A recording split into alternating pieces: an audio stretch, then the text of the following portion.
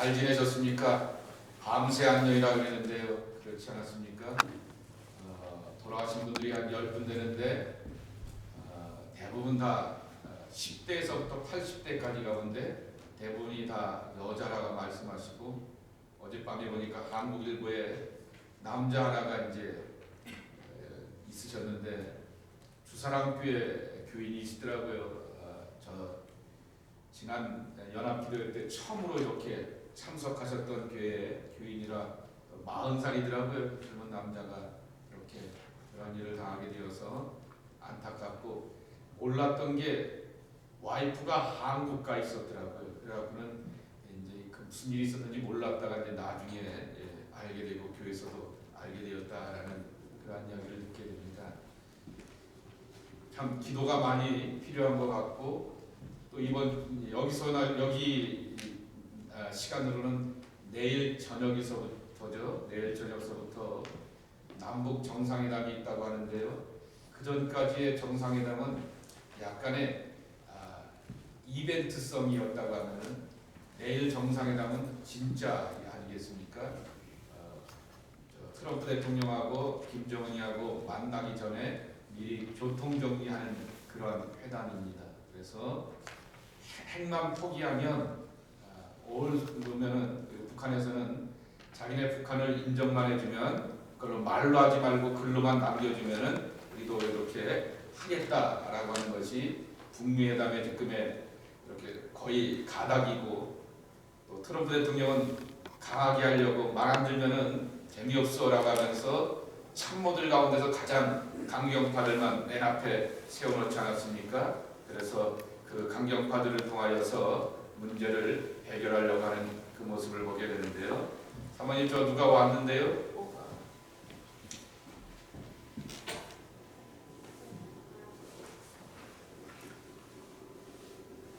자, 그래서 그런 가운데 있는데요. 이제 우리에게 정말 기도가 많이 필요한 그러한 시간들인 것 같습니다. 갑자기 원치 않는 일이 일어나게 되었지만은 또 하나님께서 역사하셔서 획기적인 그 같은 한반도의 평화와 변화도 나타날 수 있었으면 좋겠다라고 하는 것입니다. 자, 오늘 그 맥락 가운데서도 우리가 볼 수 있는 말씀인데요. 시편 107편을 보시게 되면은, 여러분이 갖고 계시는 성경책 맨 위에 보게 되면은 제 5권이라고 이렇게 써 있게 됩니다. 그래서 지난주에도 말씀을 드렸던 것처럼 시편은 총 몇 권이에요? 몇 편까지 있죠? 150편까지 있습니다. 그런데 그 150편을 5권으로 이렇게 나누게 되었죠. 나누게 되었을 때 뭘 바탕으로 5권으로 나눴을까라고 하는 거죠. 구약 성경에서 가장 핵심의 책은 어디죠? 모세오경이죠. 그래서 그 5권을 따라서 이제 이 시편도 5권의 책으로 나누게 되었는데요. 앞에 4권의 뒷부분에 있는 말씀들이 저자가 없었다 그랬습니다. 그래서 누가 저자인지 모른다 그랬는데요. 107편을 제외하고 108편서부터 쭉 보게 되면은 다윗의 시라고 이렇게 나와 있어서 대충 이럴 때 적겠구나 라고 하면서 짐작을 하게 됩니다. 근데 이 107편도 짐작을 하게 되었을 때 어떤 상황 가운데서 지었을까 라고 하는 것들을 짐작해 보게 되는데요. 뭐냐고 하면은 이스라엘 사람들이 바벨론에서의 포로 생활을 기로하고 고향으로 돌아왔을 때라고 하는 것이죠. 자, 시편에는 제일 오래된 시편이 누구의 시편이죠? 우리의 연수가 70이여 강건하면 80이라도 신속히 날아가나이다 라고 쓰게 되었던 모세의 시가 시편 90편에 있습니다.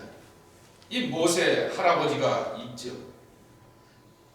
BC 1400년대경에 쓰여진 시입니다. 그리고 이제 이 107편 같은 경우에는 바벨론에서 포로 생활을 끝내고 고향으로 돌아온 다음에 쓰게 되었던 시라고 하는 거죠. 왜 이스라엘 사람들이 이런 시편이나 성경의 말씀들을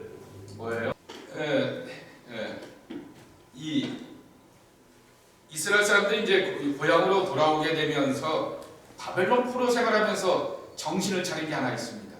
그게 뭐냐고 하면은 우리가 성전을 잃어버리게 되었지만은 율법을 잃어버렸고 아니 계명을 잃어버렸기 때문에 이 꼴 이 모양이 되어서 눈물과 사연이 많다라고 이렇게 생각을 하였기 때문에 그때서부터 성경에 대해서 굉장히 집중하게 됩니다.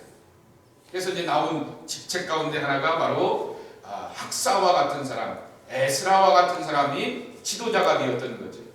옛날에는 지도자가 제사장이나 혹은 선지자나 혹은 왕이 이제 백성의 지도자였지 학사 같은 사람은 그냥 읽어주는 사람이었습니다.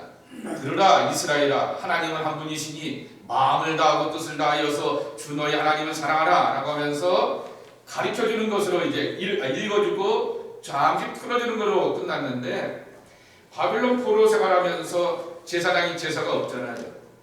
그리고 예언자의 부르심이 별로 없었잖아요. 그러면서 그때 이제 백성들이 정신을 차리며 하나님의 말씀을 깊이 묵상하게 되죠.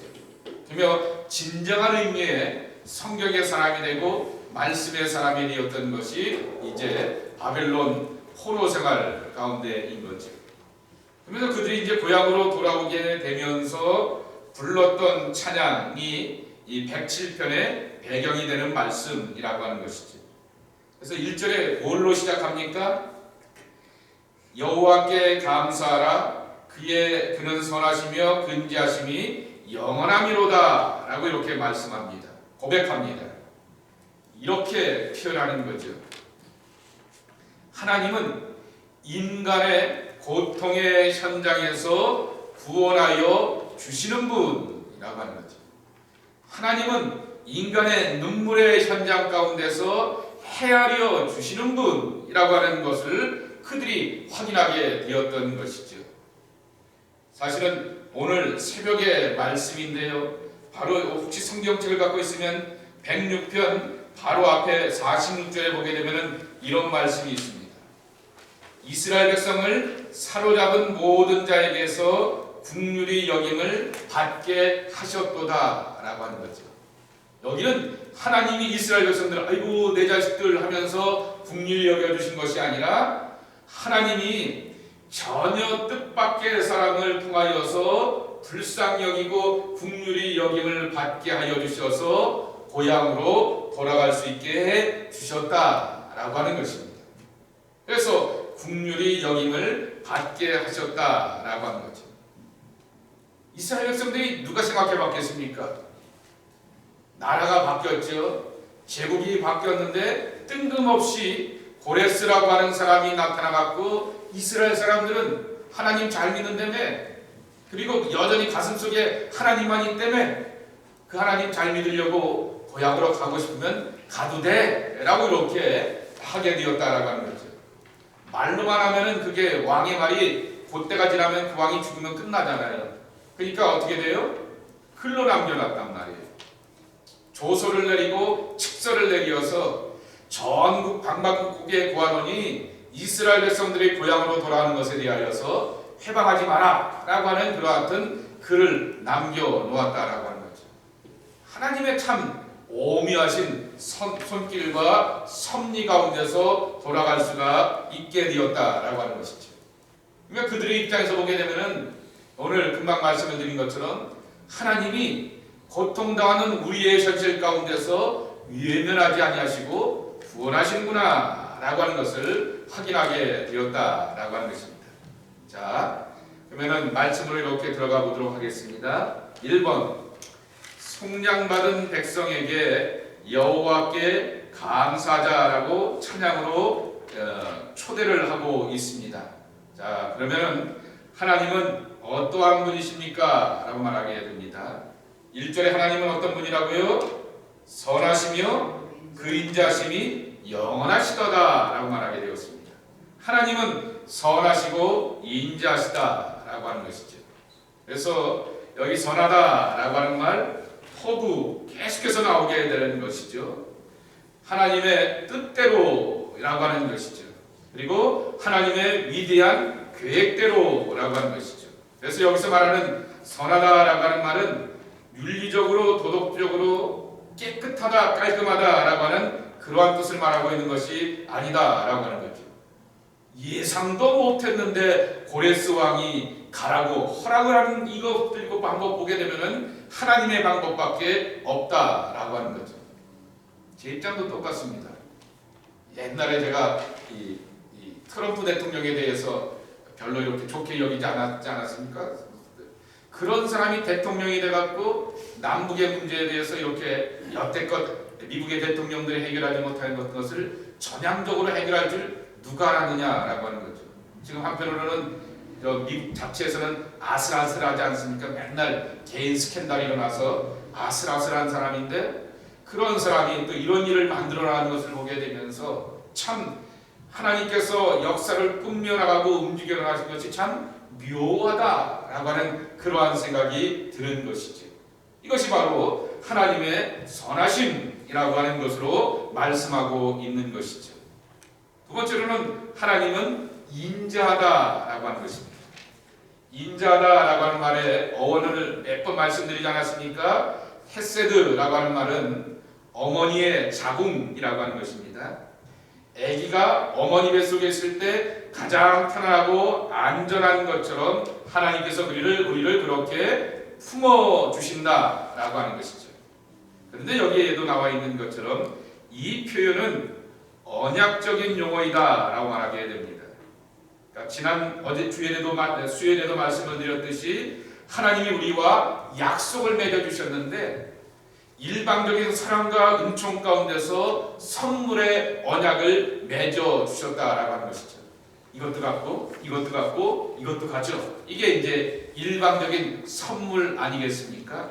그렇게 하나님께서 이스라엘 백성들과 선물로서의 약속을 맺어주셨다라고 하는 것이죠.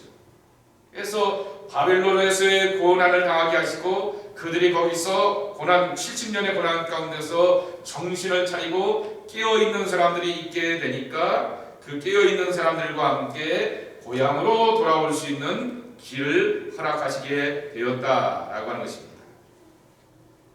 그러면 그 선하신 하나님이 도대체 뭘 하셨느냐라고 하는 것이 두 번째 질문입니다. 그 선하고 인자하신 하나님이 하신 일이 무엇인가 라고 하는 거죠. 2절과 3절에 뭐라고 대답하고 있습니까? 대적의 손에서 백성을 구원하시고 흩어진 백성들을 동서남북에서 모으셨다라고 하는 것입니다. 이것을 한마디로 표현하게 되면 속량한다라고 하는 것입니다. 자, 속량한다라고 하는 말의 뜻을 구속한다라고 하는 거죠. 법에서 구속은 어떻게 되는 겁니까? 집에 있다가 어디 가는 거예요?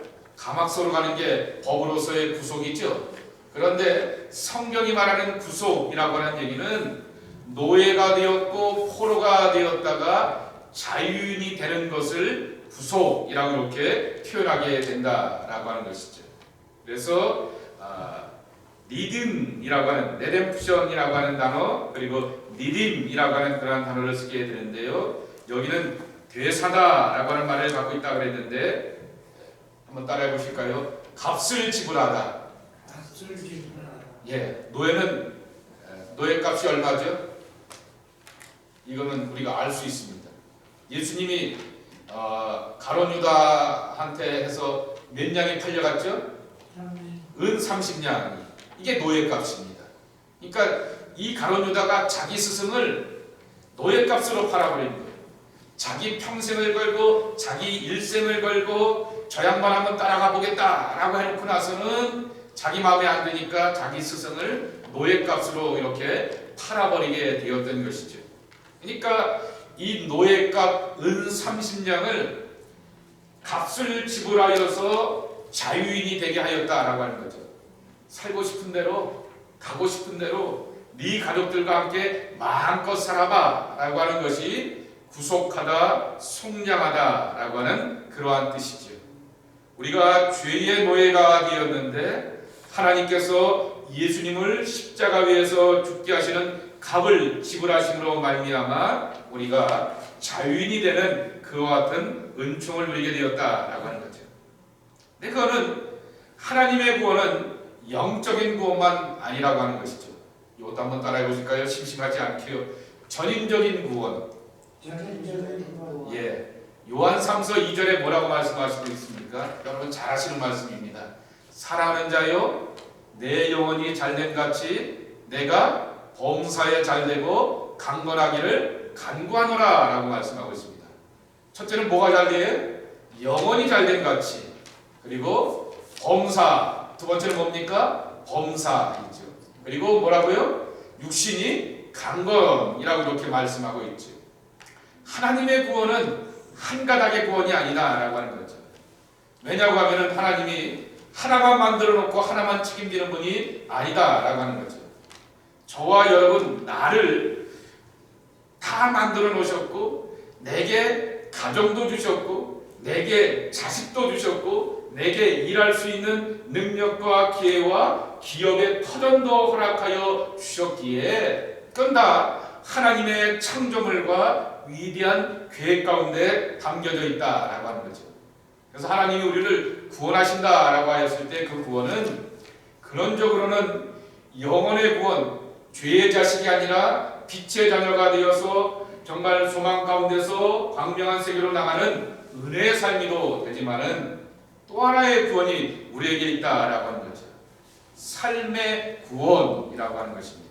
그래서 내 삶이 그냥 세상 속에서 방황하고 헤매고 이리저리 치이는 삶으로 내버려 두기를 원치 않는다라고 하는 거죠.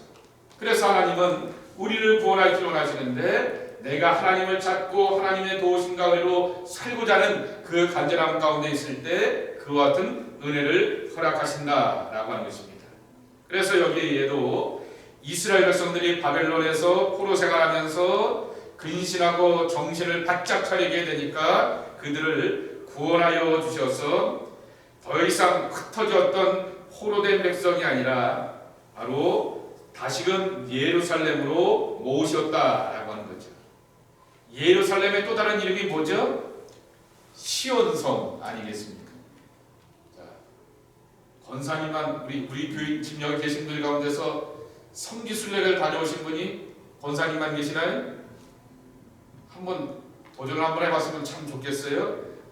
요새들 이렇게 요새는 이제 요르단이나 밑에 있는 시리아나 이집트나 이쪽으로 가는 것은 조금 위험하기도 하고 그렇지만은 이스라엘은 지난번에 어느 분이 비행기가 싸갖고는 이스라엘 비행기를 탔다고 합니다. 그랬더니 타는데 엄청 기분 나쁘게 하더래요. 머리부터 발끝까지 뒤지고 다 뒤져갖고는 그리고 특별히 아시아는 조금 그런데 색깔이 좀 있는 인종들을 향해서는 그냥 막 뒤지더랍니다. 그러니까 반대로 그 비행기를 탄 이스라엘은 굉장히 이제 안전하다라고 하는 그런 얘기를 하기는 하시더라고요. 그러면서 성지순례 가는 것에 대하여서 그 교회 어느 목사님 그 교회 교인들과 이렇게 한번 얘기를 나눠봤다고 하는데요. 그 정말 이 시온성에 돌아오게 되었다라고 하는 얘기는 하나님의 도성에서 백성들이 중심점을 갖고 구심점을 가지고서 그 머물게 하셨다라고 하는 그러한 뜻인 것이죠. 그래서 예루살렘 속에서 그 하나님의 성지에서 그들이 머물게 하셨다라고 하는 것입니다. 자, 그래서 첫 번째 나눔입니다. 하나님은 백성들이 포로로 끌려가 동서남북으로 저 아시리아로 끌려가기도 하고 지금의 시리아이기도 하죠. 그리고 저 페르시아에 끌려가기도 하게 되었지만은 다시금 옛성 고토로 돌아오게 하셨습니다. 이것이 바로 하나님의 선하시며 인자하시기 때문인 것입니다. 우리가 알고 있는 하나님은 어떤 분입니까? 내가 알고 있는 하나님이 어떤 분인지 한번 나눠봅시다 그랬는데 어떻게 표현할까요?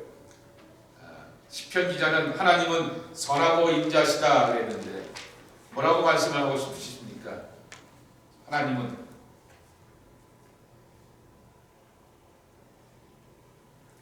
속장님부터 권사님, 강권사님 하나님은 어떤 분이신가요? 내게 있어서 하나님은 인자하신 하나님. 인자하신 하나님. 예. 고영남 권사님은 인자하신 하나님. 인자하신 하나님. 네. 고장관님 좋으신 하나님. 좋으신 하나님. 김현정 강사님. 요거예요, 요거. 사랑의 하나님. 자, 허세한 집사님. 하나님이 어떤 분이세요? 집사님께는 좋으신 하나님. 좋으신 하나님. 예.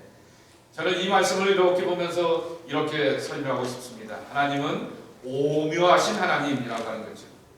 저는 이렇게 생각해 보면서 어떻게 고레스가, 그래서 아무리 이렇게 봐도요, 고레스가 그럴 이유가 없다라고 하는 거죠.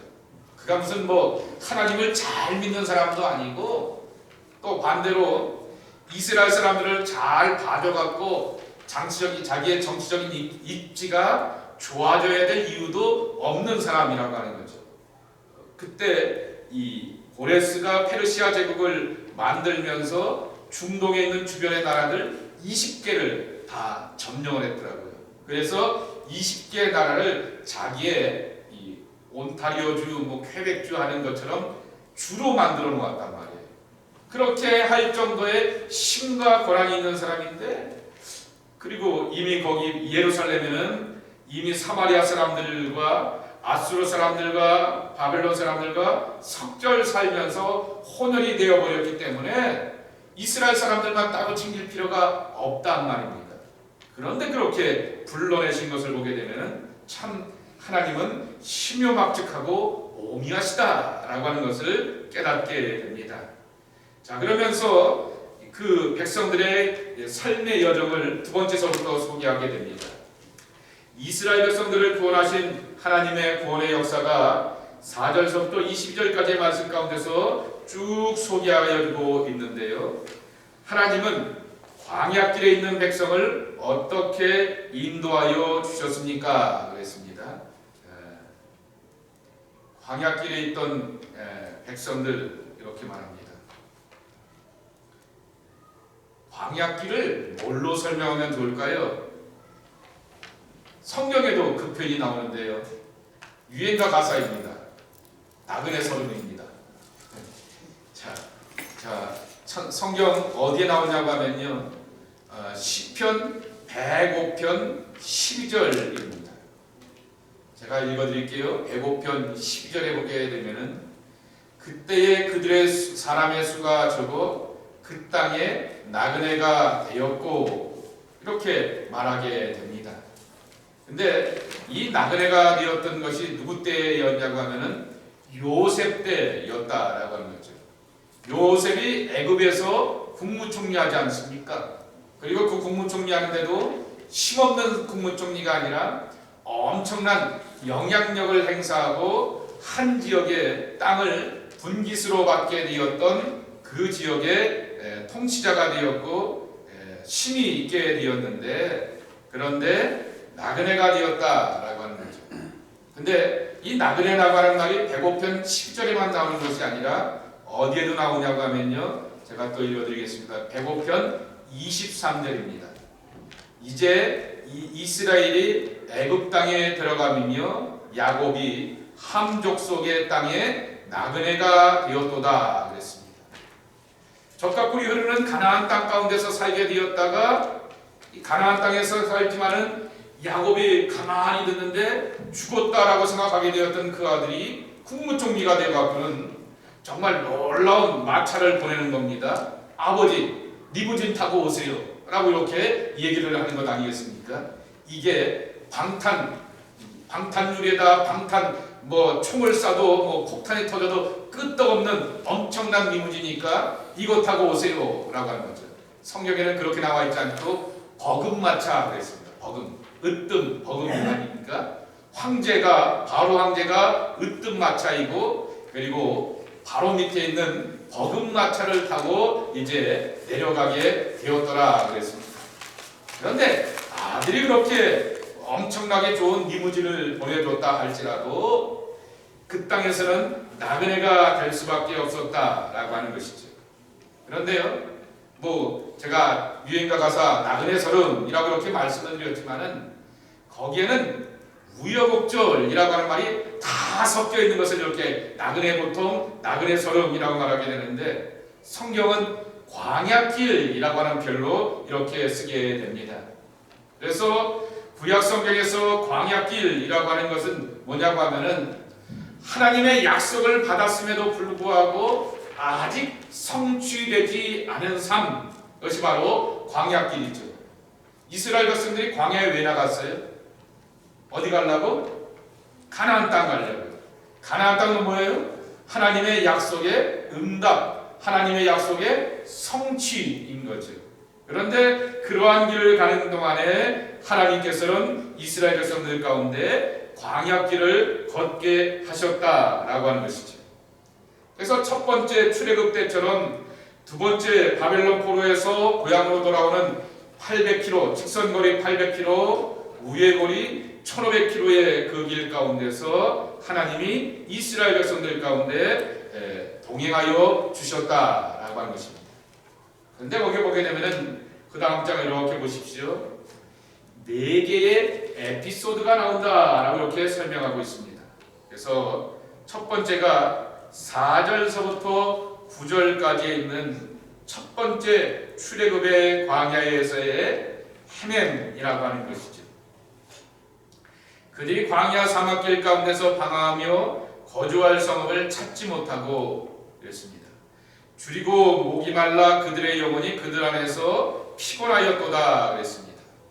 오늘 새벽에 보니까 무리바에서는 하도 목말라 하다가 모세와 다퉜다 그랬습니다. 그래서 무리바라고 하는 그 동네 이름이 원래 다툼이라고 하는 그러한 뜻을 갖고 있는 것이죠. 불평과 원명이 아이 힘들어요 목말라요가 아니라 우리를 왜 여기까지 끌고 와갖고 이렇게 고생시키십니까? 라고 하면서 모세와 함께 대들고 다퉜다라고 하여서 무리바라고 하는 거죠. 그런 광야의 여정을 건너오게 되었다라고 하는 것이죠.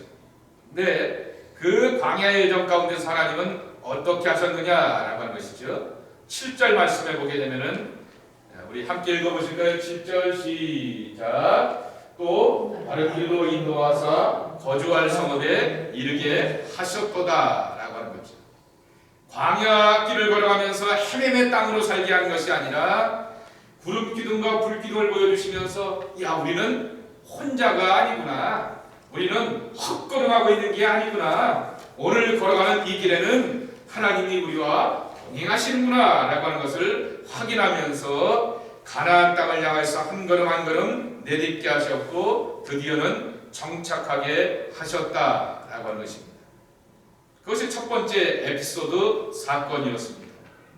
두 번째로는 10절서부터 16절 말씀에 보게 되면은 11절 말씀에 있듯이 하나님의 말씀을 거역하고 지존자의 뜻을 멸시하였다 그랬습니다. 하나님을 지존자라고 이렇게 표현하고 있지 않습니까? 그렇게 하나님을 멸시하고 거역하게 되니까 그들에게 오게 되었던 것은 환난이라고 하는 것이죠. 그래서 여기에도 나와 있는 것처럼 16절 끝에도 나와 있는 것처럼 논문과 쇠빗장이라고 하는 것이죠. 쇠빗장이라고 하는 것은 갇혀있다라고 하는 그런 뜻입니다. 포로가 되어서 갇혀 있는 삶을 이스라엘 백성들이 살게 하였다라고 하는 거죠. 그런데 하나님은 그것도 끊고 그 다음에 나와 있는 것처럼 16절과 17절이 이어지게 되는 것처럼 해방시켜 주셔서 다시금 약속의 땅으로 그들을 불러 주셨다라고 하는 것입니다. 그래서 17절부터 쭉 나오게 되는 것처럼 구원하여 주시어서 그들이 해방의 길로 나가게 되었고 다시금 그 고통 때문에 하나님의 도우심을 구하게 되니까 하나님께서 그들을 인도하여 주셔서 고향을 향하여서 돌아올 수 있게 하여 주셨고 읽지 않았지만은 23절 이하의 말씀에서부터 끝절 32절까지의 말씀을 보게 되면은 이제 가나안 땅에 정착할 수 있도록 해 주셨다라고 하는 것이죠. 광야 생활 그리고 정착, 광야 생활, 포로 생활, 해방의 기쁨, 다시금 예루살렘의 정착이라고 하는 4가지 에피소드가 있다라고 하는 거죠. 어떻게 보게 되면 이게 우리의 신앙의 여정 아닌가라고 하는 거죠. 하나님의 말씀 안에서 깨어 있다가 은혜를 받고 살면서 좋아요 좋아요 라고 하다가 편안해지게 되니까 안일해지게 되죠. 안일해지게 되었다가 둔해지게 되는 거죠. 뭐에 둔해집니까? 하나님의 말씀, 하나님께서 주셨던 뜻과 섭리에 대해서 무감각해지게 되고 내 식대로 내 뜻대로 살다가 엉뚱한 결과들을 만나서 그 결과 가운데서 낭패를 보고 곤란한 일 가운데서 아이고 하나님 살려주세요 도와주세요 라고 구하게 됩니다. 그때 하나님께서는 그들을 외면하지 아니하시고 또 이끌어 주신다라고 하는 것이죠. 이게 어떻게 보게 되면은 구약 성경에 나오는 네 가지 사건이지만은 우리들의 신앙의 순례길 아닌가라고 하는 그러한 생각을 해보게 됩니다.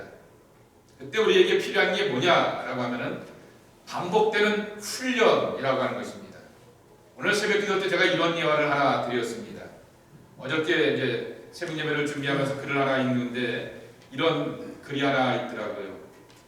해녀가 추운 겨울에도 물질을 잘할 수 있는 능력이 어디서부터 오는 줄 아십니까? 제주도에 가면은 또 저 남해안 쪽에 가게 되면은 해녀들이 있지 않습니까? 물질을 이렇게 합니다. 심지어는 한겨울에도 깊은 물 속에 들어가서 그분들이 보게 되면 나이가 다 이제는 60대는 애들하고요. 70대나 되셔야지 심지어는 80도 다 되신 분들도 그렇게 물 속에서 들어가서 물질을 합니다. 그런데 그렇게 해녀가 70, 80이 되어도 불구하고 추운 길에 물질을 잘할 수 있는 능력이 어디서부터 오느냐 그랬더니 어떤 분이 글에다가 이렇게 답을 써놓았더라고요. 어제 들어가 봤기 때문입니다. 그랬습니다. 어제 들어가 봤기 때문에 오늘 할 수 있다라고 하는 거죠. 그리고 내일도 어제 들어가 봤기 때문에 그 다음 날도 그 전날에 들어가 봤기 때문에 라고 하는 것이죠. 꾸준함이라고 하는 것이죠. 한결같음이라고 하는 것이죠. 이것이 바로 우리가 평생 하나님 앞에서 붙들어야 될 믿음의 자세라고 하는 것입니다. 자, 두 번째 질문입니다. 두 번째 내용입니다. 큰 주제 가운데서 두 번째, 하나님은 감옥과 같은 포로 생활 가운데서 있는 백성들을 어떻게 보살펴 주십니까? 라고 하는 것이죠. 10절서부터 보면은 10절에 이렇게 표현하고 있습니다. 사람이 흑암과 사망의 그늘에 앉으며 곤고와 쇠사슬에 매임은 그랬습니다. 이스라엘 백성들이 쇠사슬 가운데 매여 있게 되고 죽음의 그림자 가운데서 놓여져 있게 되었다라고 하는 것이죠. 다 그 이유를 11절에는 하나님의 말씀을 거역하고 하나님의 뜻을 멸시하였기 때문이다 라고 말하게 됩니다. 그런데 하나님은 그렇게 내버려 두신 것이 아니라 13절 14절인데요. 한번 13절 14절 한번 올려주실까요? 우리 한번 다시 한번 읽어보시겠습니다. 시작.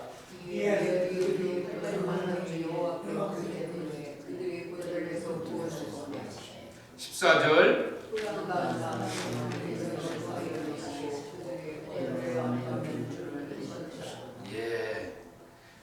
여기 13절에 보면은 구원하시되라고 하는 말이 나오고요. 두 번째로는 14절에 보게 되면은 끊으시되라고 하는 그러한 말이 나오게 됩니다. 노즈마리 뉴터라고 하는 유명한 여성 신학자가 이런 말을 합니다. 하나님은 명사가 아니다라고 하는 거죠. 하나님은 동사이시다라고 하는 거죠.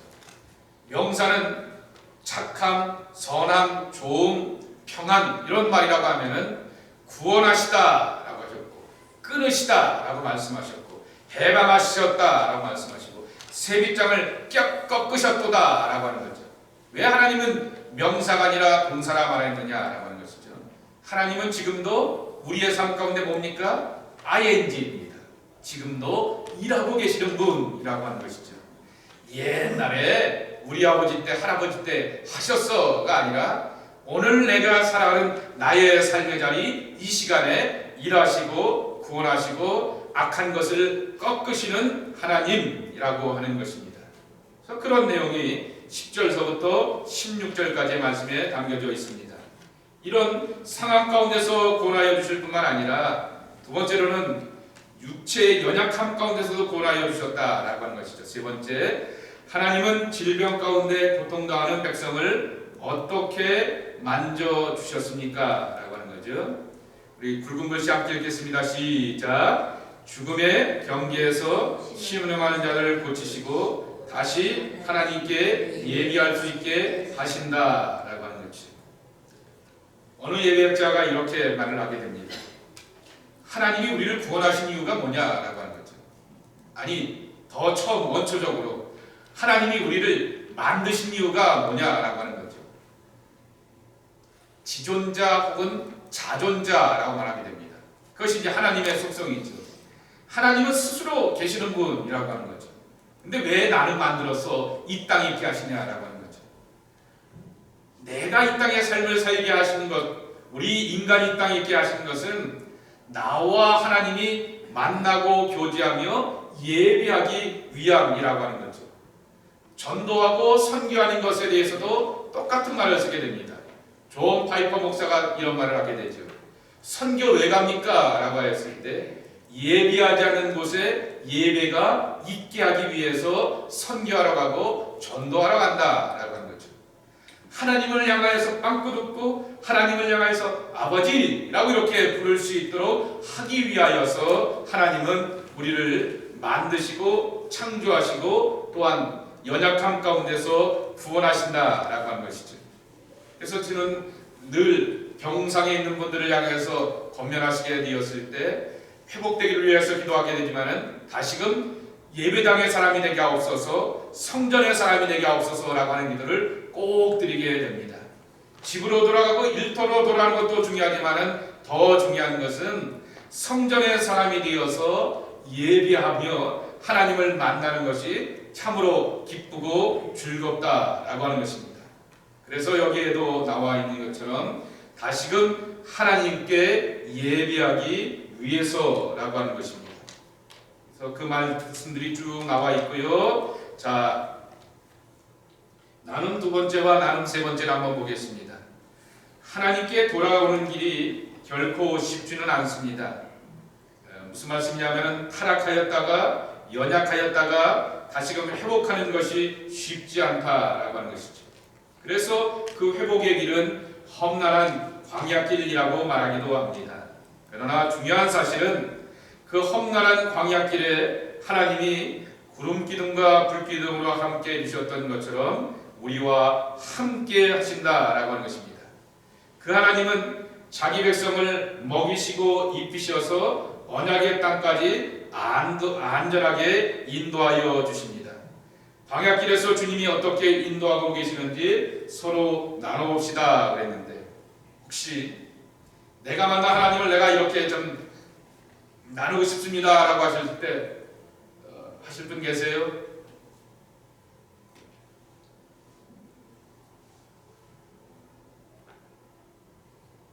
다 경험이 많으시죠? 예, 분명하실 겁니다. 하나님의 손길 가운데 여기까지 오게 되고 우리 자녀들과 우리의 삶을 이렇게 이끌어 볼 수가 있게 되었습니다. 나눔 세 번째입니다. 하나님의 구원은 온갖 핍박 가운데서 치유하게 자유하게 하시고 죽음의 질서에서 해방이 되어서 우리를 편안히 안식을 얻게 하는 것이다 라고 말씀하고 있습니다. 그런데 구원받은 공동체 안에 보게 되면은 원망과 불평의 말들이 돌고 도는 이유는 무엇일까요? 라고 하는 거죠. 마치 이스라엘 백성들이 구름기둥과 불기둥으로 인도함 받고 매일 만나를 먹고 메추라기를 먹음에도 불구하고 하나님을 향해서 툭하면 원망하고, 좀 전에 말씀을 드리기 심지어는 모세하고 다퉜다라고 말하게 되는데, 그게 그래서 무리바 물사건이라고 민수기 20장에 말씀하고 있는데, 왜 우리 안에 원망과 불평의 말이 돌고 있는가라고 하는 거죠. 왜 그런 것 같습니까?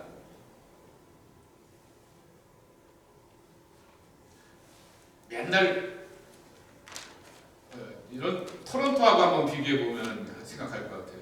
토론토의 장점이 뭐 추운 거 빼놓고는 장점이 뭐예요? 물 걱정을 안 해요. 전 처음 알았어요. 토론토가 연못을 만들기가 그렇게 쉽답니다.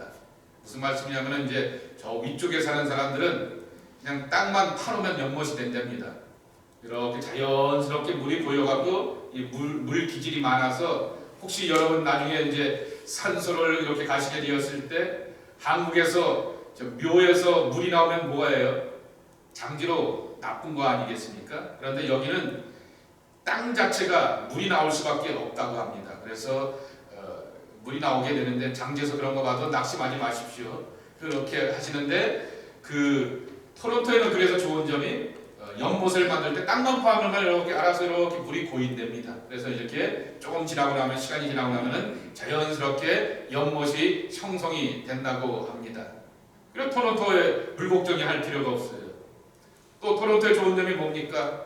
지진이 없다고 하죠. 얼마 전에 저쪽 어디입니까? 저쪽 디트로이트 경구에 있는 그 사니아 저 윈저 쪽에서 한번 지진이 살짝 이렇게 났다고 하는데 토론토는 지진이 없습니다. 그래서 뭐 건물을 지을 때 깊이 팔 이유가 없고 높이 파는데 그렇게 부담이 되지 않게 되는 거죠. 또 토론토에는 뭐가 없어요? 이슬람 사람들이 워낙 많고 그러다 보니까 그쪽에서의 사람들이 자기 동족들이 많으니까 테러가 없기도 합니다. 그래서 이제 테러가 없는데 이번에 이제 이런 황당한 일이 이렇게 벌어지게 되었던 거죠. 그런 좋은 점들이 있다라고 하는 거죠. 우리가 그렇게 편안한 땅 가운데서 안정적으로 살고 있고 한국은 비할 바도 아니고 미국에도 비할 바가 아닌 것처럼 뉴질랜드는 더 나온다고 합니다. 노인분들한테 정부에서 이렇게 보조가 나오는 게 한 배 반이 뉴질랜드는 더 나온다고 합니다. 근데 캐나다 이만큼 이렇게 정부에서 보조가 나오고 지원이 나오는 것만큼 이렇게 좋은 나라가 어디 있겠습니까? 자, 그렇게 우리가 편안하게 살고 있다라고 하는 것이죠. 근데 이렇게 하나님께서 이런 곳으로 인도해 주시게 되었음에도 불구하고 왜 우리 안에서 깊은 감사가 없게 될까라고 하는 것들을 한번 생각해 볼 것입니다. 바로 하나님에 대한 감격이라고 하는 거죠. 하나님에 대한 집중이라고 하는 거죠. 하나님에 대한 예민함이라고 하는 것이죠. 여기까지 인도해 주셨던 하나님의 손길과 은혜 아래에 대하여서 우리가 기쁨과 감격을 잃어버리게 되었을 때 감사의 말 대신에 원망과 불평이 나오게 됩니다. 근데 문제는 원망과 불평한 것을 말로 안 할 수도 있어요. 입을 꾹 다물고 내가 그래도 좀 체면이 있고 위신이 있는데 그러진 못하지 라고 하여도요, 누가 옆에서 불편한 줄 아세요? 가족이 불편하고요, 같이 지내는 사람이 불편합니다. 저 양반 입에서 그럼 원망하고 불평하는 말 한마디도 안 하는데 왜 그러지? 라고 하여도 주변에 있는 사람들이 그의 행동과 그의 태도를 보면서 알아차릴 수가 있게 되는 것이죠. 그러니까 이제 가장 가까운 가족들이 힘들 수도 있다라고 하는 것이죠. 그러니까 우리가 늘 구원받은 기쁨과 감격으로 살아가야 된다라고 하는 것처럼 인도하심의 기쁨과 감격으로 우리가 살아가야 될 그러한 확신이 우리 속에 필요하다라고 하는 사실인 것입니다. 매일매일 기쁨과 감사를 놓치지 않는 하나님의 백성들이 우리가 되어야 하겠다라고 하는 것입니다. 그 말씀을 오늘도 기억하면서 오늘 시편 107편의 말씀은 뭐냐? 하나님은 인간의 고통의 현장에서 구원하여 주셔서 내 입에서 하나님을 찬양하고 내가 하나님께 나가서 예배하는 것을 가장 좋아하시는 하나님이시다라고 하는 것입니다. 그래서 언제나 여러분들에게 하나님이 구원이 되어 주셔서 늘 하나님을 예배하고 찬양하는 복된 삶 되시기를 주님의 이름으로 간절히 축복합니다. 하나님 감사합니다. 하나님의 기쁨으로 살아가는 저희들 되기를 소원합니다. 감사로 살아가는 아름다운 삶 되기를 원합니다. 아버지 하나님, 우리를 험한 세파 가운데서 구원하여 주셨던 하나님의 은총을 놓치지 않고 늘 소망 가운데 살기에 부족함이 없는 믿음의 자녀들 되게 하여 주시옵소서.